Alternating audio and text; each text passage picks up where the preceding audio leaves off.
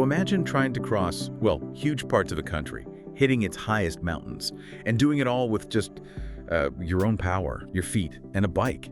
Today we're digging into Kilian Jornet's incredibly ambitious States of Elevation project. Kilian's plan is to connect all the 14,000-foot peaks in the continental U.S. just using his feet and a bike. That's it. And it's supposed to kick off early September 2025, starting at Longs Peak, Colorado. And the aim is to finish up way over at Mount Rainier in Washington. That scale it's genuinely hard to grasp. When you say all 14,000-foot peaks, what are we talking about geographically? Like, how many mountains is that, actually? Okay, so we're talking about linking potentially up to 72 different peaks over 14,000 feet. 70? Yeah, 72. Now, some sources say 67, others 72. There's a little variation, but the main bulk is like 58 peaks in Colorado. Right. Then another 12 out in California, and then the two big ones in Washington. It's a huge spread. So places like Longs Peak where he starts, Rainier where he finishes. What else? We're talking Whitney, Shasta. Exactly. You've got Longs Peak, that's 14,256 feet.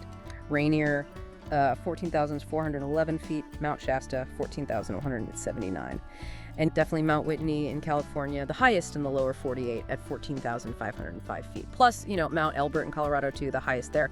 And the key thing, again, totally human-powered, foot and bike, no motors, period. Which, when you think about Kilian, this kind of massive human-powered thing, it feels like a natural next step, doesn't it? Not really out of the blue. Absolutely. It builds directly on his previous projects. I mean, just last summer, he did Alpine Connections. The Alps, that was huge. Linking all 82 of the 4,000-meter peaks there. That was 750 miles, something like 237,000 feet of climbing in just 19 days. 19 days. Crazy, right? And mostly on foot, about 78%, the rest cycling.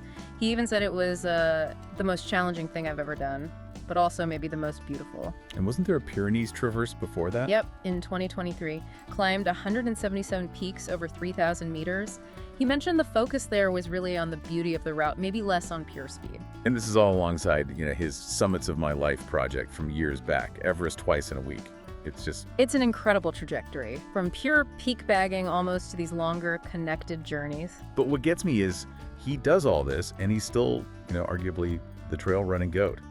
4 UTMB wins, 5 Hard Rocks. He won Western States back in 2011, just got third this year, 11 Zegama wins. Right. So why shift focus?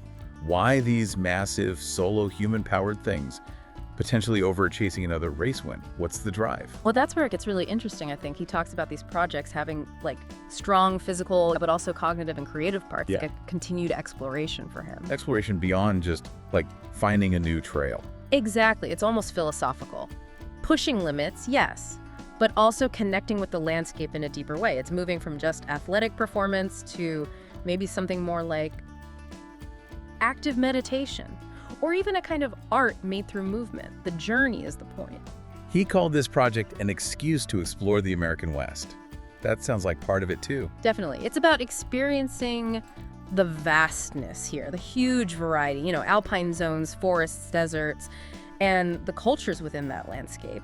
And doing it human-powered forces a slower pace, right? A more sort of intimate connection. It fits perfectly with his whole sustainability advocacy too, minimizing impact. It's making the travel itself meaningful, not just the destination. Precisely. Less impact, more understanding. And here's a cool detail. The idea itself wasn't purely his own brainstorm. It came partly from the community. Apparently, after his Western States run this year, he actually asked on social media for ideas. What are the iconic American routes? Oh, interesting.